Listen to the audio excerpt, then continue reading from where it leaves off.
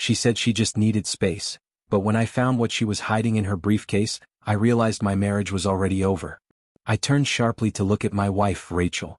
Wait, what did you just say? I asked, my voice low but tight because I wasn't sure I'd heard her right. She didn't hesitate. Mike, I know this is going to upset you, but I'm just not in a good place right now. I've been thinking, maybe we should try a trial separation. Just so I can clear my head and figure out what I want. There I was, standing at the grill flipping steaks, trying to enjoy what I thought was a normal Saturday evening with my family, and now she was telling me she was leaving. My friend Brooke said I could stay with her for a while, she added, almost too casually, like we were just talking about weekend plans. I stared at her. And when were you planning to tell me this, Rachel? Were you going to leave a note on my pillow and just vanish in the middle of the night? I didn't mean for it to come out that loud, but I couldn't help it. Mike, keep your voice down, she said quickly, glancing toward the house. I don't want Mason to hear this. Our son, 6 years old, full of innocence, was inside watching cartoons, completely unaware that the ground beneath our family was beginning to crack. I knew you'd react like this, she muttered, folding her arms across her chest. That's why I waited until tonight. So it's already decided, huh? I said, my voice bitter now. You're walking out and I'm supposed to explain it to our kid after you're gone? I'll tell him myself, she said softly. Before bed. This isn't forever, Mike. I just need space. A little time. That's all. You're moving in with Brooke, I said, not even trying to hide the resentment. Honestly, I should have seen this coming. I stepped away from the grill, not even sure what I was doing anymore. Fine.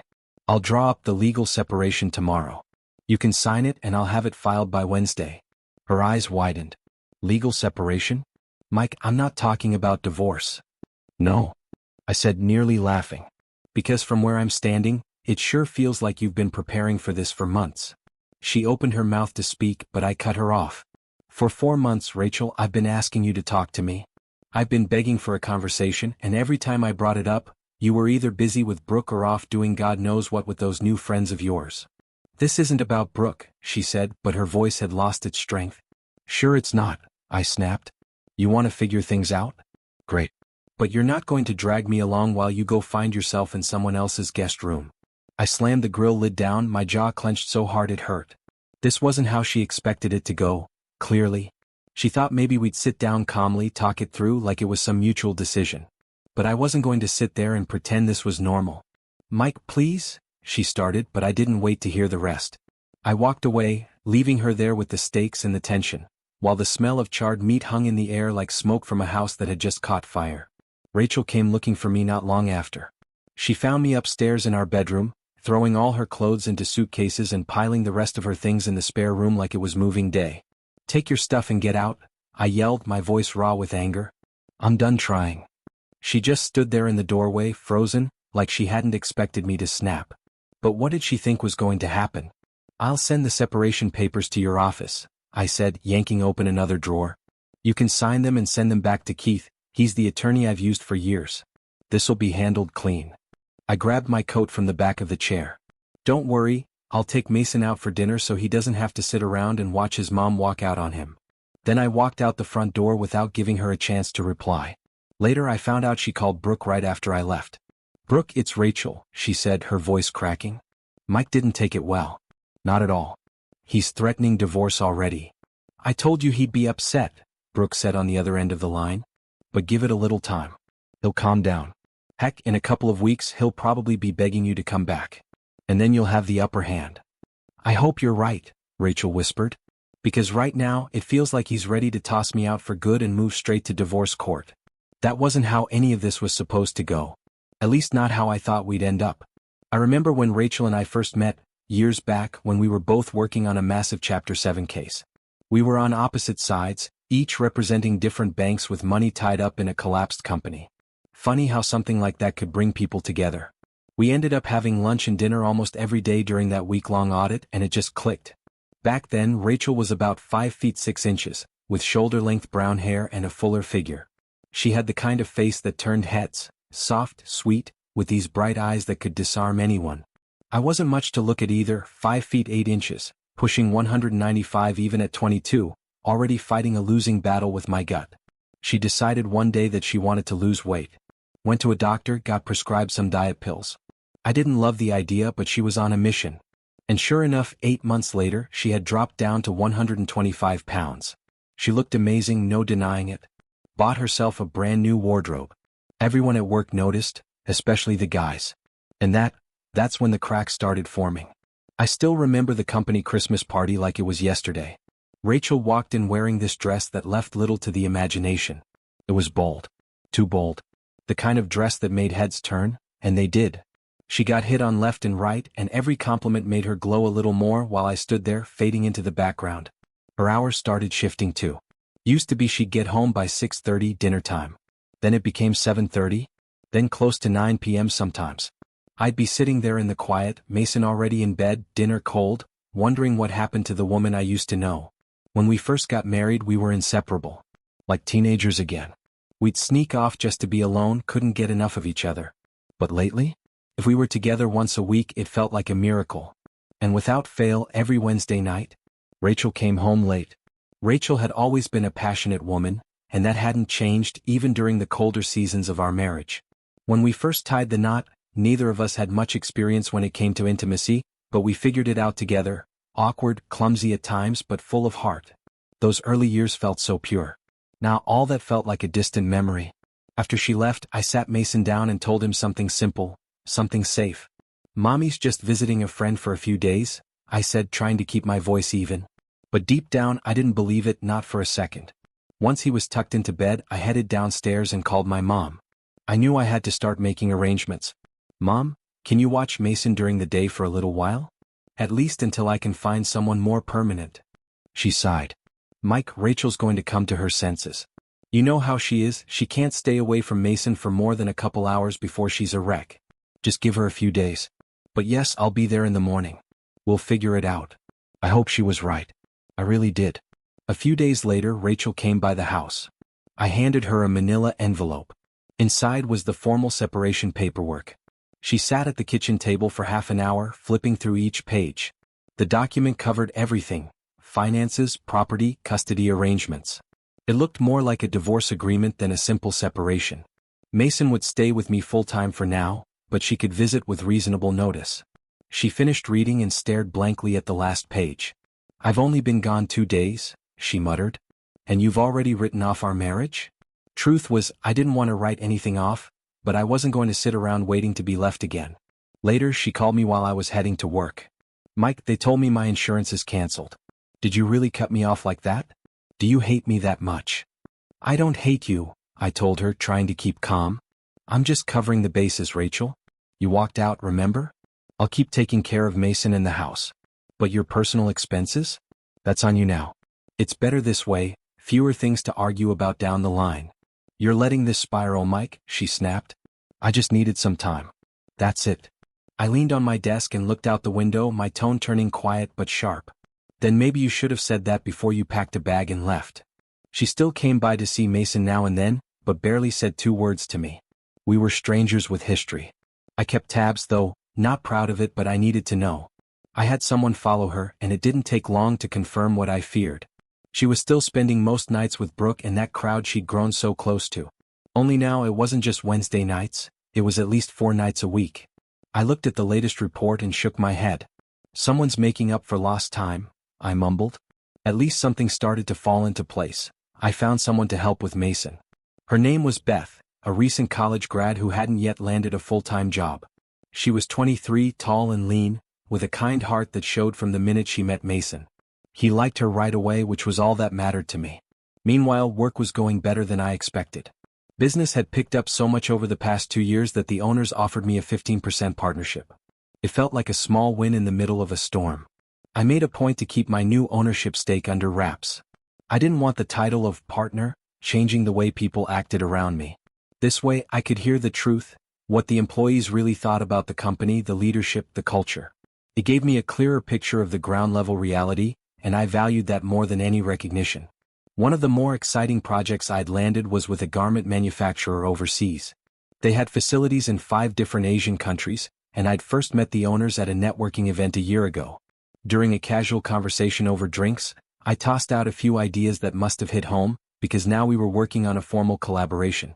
The night before a big dinner meeting, Beth came downstairs in a rush, smoothing out the dress she was wearing. I didn't have anything that looked nice enough, she said, a little flustered. So I found one of Rachel's old dresses. It sort of fits. She wasn't wrong, it technically fit, but that dress hugged her figure like it was made just for her. Only issue was, Beth was taller than Rachel, so it was just a bit short. Do you think it looks okay? She asked, biting her lip. I stared for a beat too long, my jaw practically on the floor. You look fantastic, I managed to say as the doorbell rang. Right on cue, the car service had arrived. A sleek black limo pulled up to the house. Beth, Mason, and I stepped outside and were escorted to the back of the vehicle. As we were getting in, I caught a glimpse of Rachel's car turning onto our street. She slowed as she passed, her eyes locking on us through the windshield. What the? I saw her mouth the words as she watched us pull away. That was all she could say. I didn't look back. That night ended up being more than just a work dinner. It was energizing. The clients were sharp, curious, and surprisingly down to earth. Beth leaned in during the ride home and said, I never thought an evening with accountants could be so fun. I didn't realize your job was this interesting. She smiled, her voice softening.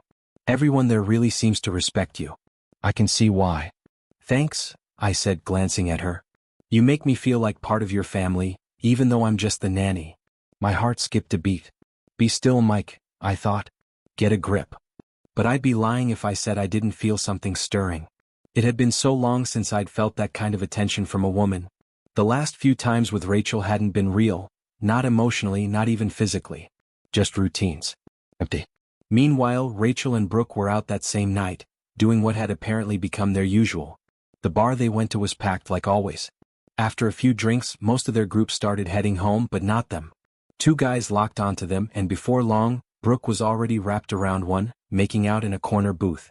Rachel was out on the dance floor with the other guy. When the DJ slowed the tempo, he slid in close, guiding her like they'd danced together before. She let herself melt into his arms. His touch was confident, deliberate. It had been a long time since anyone made her feel seen, understood, desired. The way she responded, you'd think she'd known him for years. Truth is, she hadn't felt that kind of connection in a long while. Back on my end, the overseas team had locked in our next in-person session. We'd like to meet again in person on the 12th. That's next Tuesday, they said. I nodded. Give me 2 days to tie up loose ends here and set up an apartment to ship my things. I'll be ready. I told the team overseas that I just needed to wrap up a couple more conversations that day, and if everything fell into place, I'd be ready to fly out by that afternoon. Back home, I put things into motion. I reassigned my current projects to my staff, making sure every loose end was covered. I met with Keith, my longtime attorney, and drafted a document giving my mother full power of attorney while I was gone. I asked him to serve the separation paperwork to Rachel, but not until after we were already in the air. Was it legal to take Mason out of the country without telling her first? Honestly, I wasn't sure, but I was doing it anyway. I'd deal with the fallout later. That night, I sat down with my mom and told her everything, why I was leaving, why I needed her help, what I hoped to come back to. She listened, holding back her emotions, and nodded when I handed her the signed papers. Things are going to explode when she finds out, I said quietly. Especially on Monday when she realizes we're gone. I know, she replied. But I'll take care of it. Also, please put the house on the market next week. Keith will forward you everything she'll need to see. That Monday morning, Mason and I left for the overseas project. The flight was quiet. He was excited about the adventure, and I didn't have the heart to tell him just how permanent this might end up being. Back at home, Rachel showed up at the house expecting a regular drop-in visit. My mother opened the door instead. Mike and Mason are gone, she said calmly. You can't take my son away from me. Rachel screamed, her voice breaking. You can't just leave the country with him. I'll take him to court, I'll make sure he's thrown in jail. But my mother stood her ground. Rachel, Mike has full custody, remember? You gave that up when you left to figure things out. You walked away. Rachel was speechless. My mom didn't sugarcoat anything. You had a beautiful marriage, a good man, a loving son. But that wasn't enough, was it? You wanted more. Now you've got nothing. It was cruel, but it was true. Rachel had planned to fight it, take it to court, stir the pot, drag everything out. But when she got my letter and saw the final version of the separation papers, she broke. That was the end. She signed everything. The irony of it all?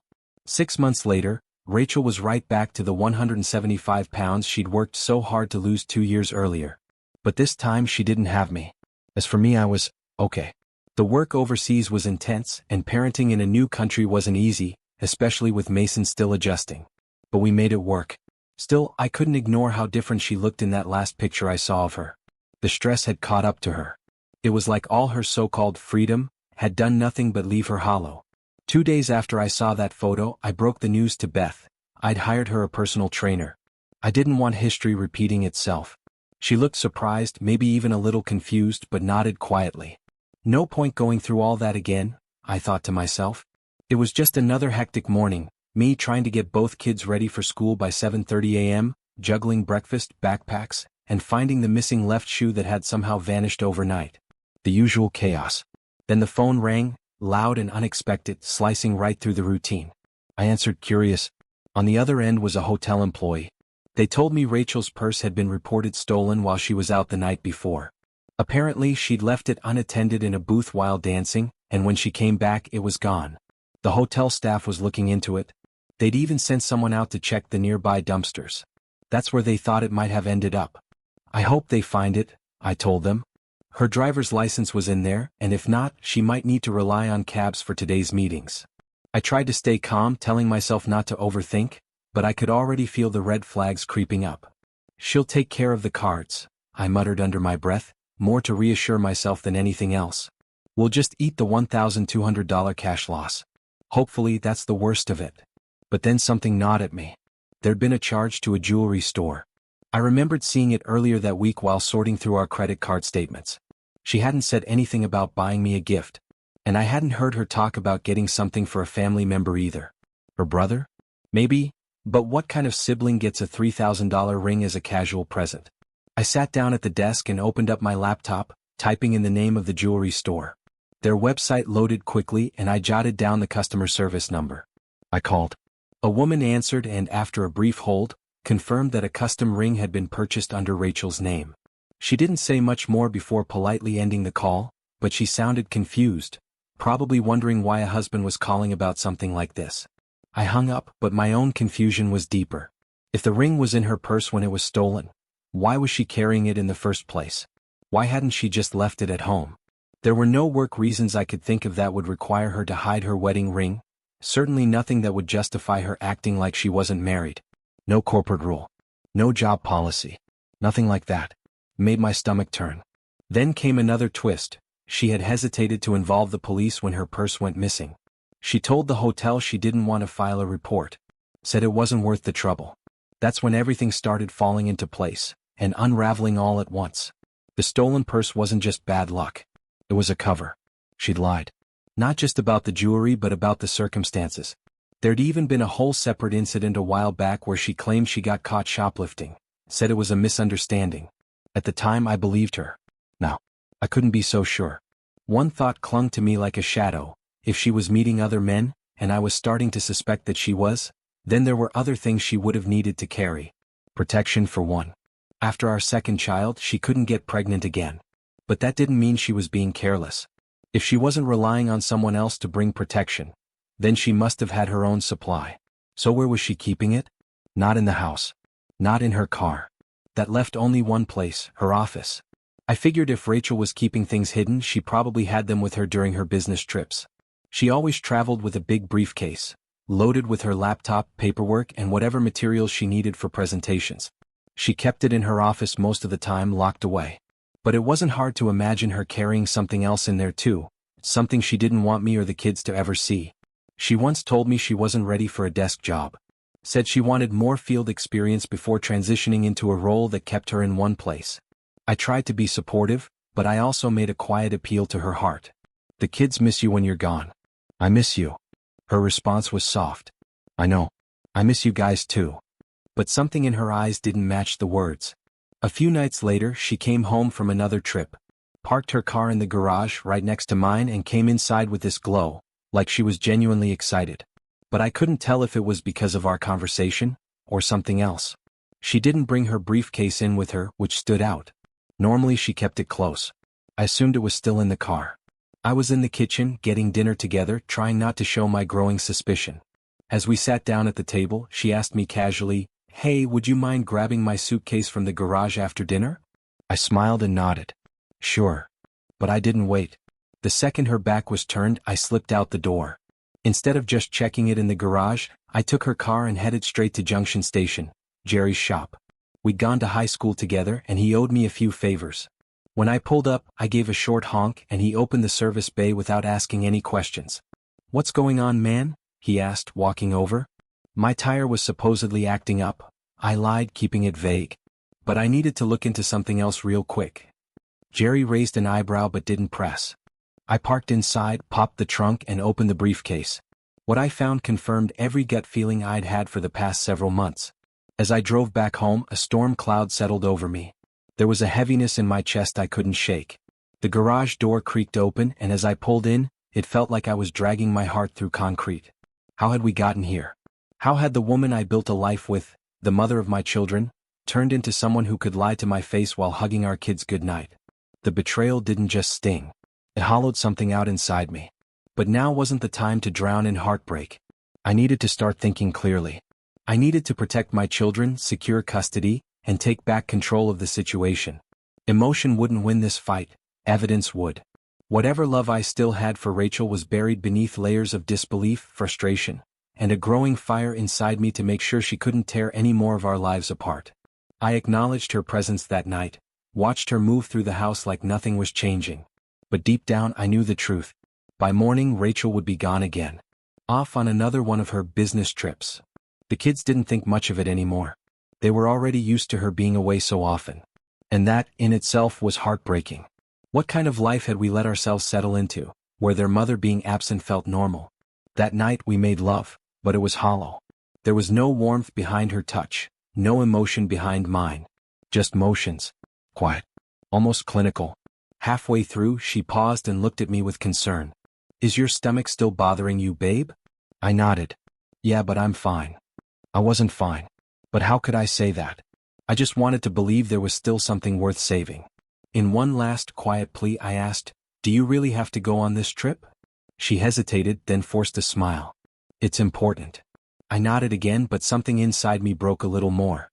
That night, after she fell asleep, I went downstairs and dug through the hall closet until I found the old phone book. I flipped through the yellow pages under Private Investigators. I didn't want a one-man shop. I needed a firm with reach, a nationwide presence. Preferably someone who already had people stationed in the city Rachel was heading to. After calling around, I landed on one agency that fit the bill. They had a branch near her destination, and after explaining the situation, I scheduled a meeting with them for the next morning.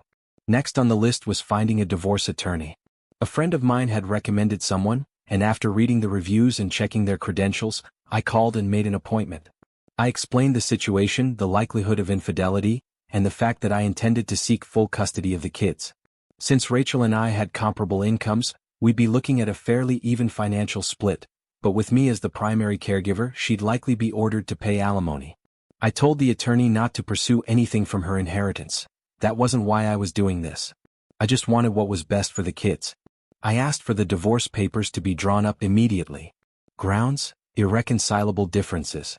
I also requested that Rachel agree to vacate the house once the divorce was finalized. That weekend I kept it together. Smiled when I had to, kept the house running, and tucked the kids in with all the love I could muster. When Rachel hugged me before leaving for work on Monday, she whispered, "I really do miss you." I didn't say anything. I just held her briefly, then let go. After she left, I got a call from the agency. "We've got something for you," the man on the line said. "Photos just came in from Denton this morning." I told him I'd be there shortly. Within half an hour, I was sitting across from the office manager, heart pounding in my chest as he opened a manila folder. He slid over a copy of a report labeled, Example 1B. Attached were several grainy but clear photos, time-stamped and dated. And there she was. Rachel, dressed in a short black cocktail dress, paired with high heels and a thin silver necklace that shimmered under the bar lights. She wasn't alone. Her arm was looped around another man's. His hand rested on her hip like it belonged there. She looked relaxed, happy, like she didn't have a husband, or 2 children, or a life back home that was quietly bleeding out. The photo that broke me didn't just show Rachel draped over another man in a dimly lit booth. It showed something else that hit harder than I expected. She wasn't wearing her wedding rings. The same rings we'd exchanged 10 years ago during a celebration filled with laughter and hope.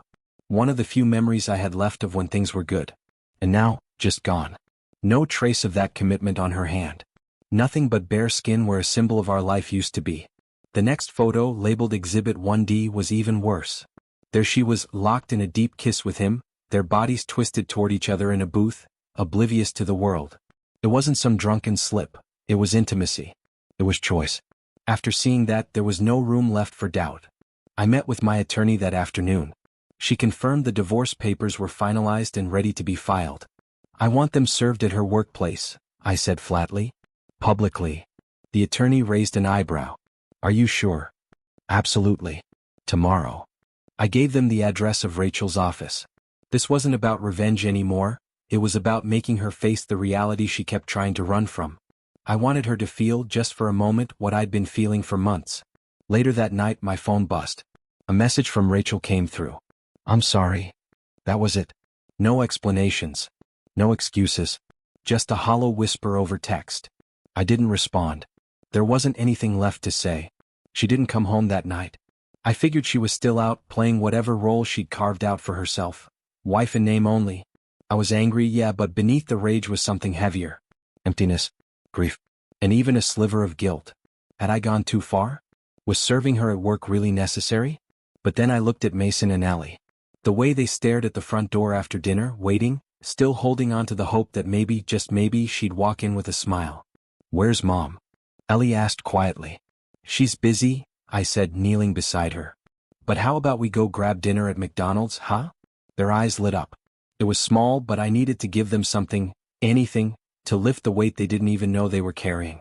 When we got home, I sat on the edge of my bed, staring at the wall for what felt like hours. Rachel eventually called, asking about visitation. I want to see them, she said. I need to. I took a deep breath. You'll have time with them. But not without structure. I can't just let you have unrestricted access anymore. I don't trust you. That's when she told me she'd been seeing a psychologist. Said she'd been diagnosed with something called nymphomania. That her impulses had spiraled out of control. That she was getting treatment and working on herself. It's under control now, she said. I'm better. But I didn't feel reassured. Rachel, even if that's true, I said slowly, it's not enough. If you really wanted to fix this, you should have started the moment you felt something slipping, not after everything fell apart. And for the first time, she didn't argue.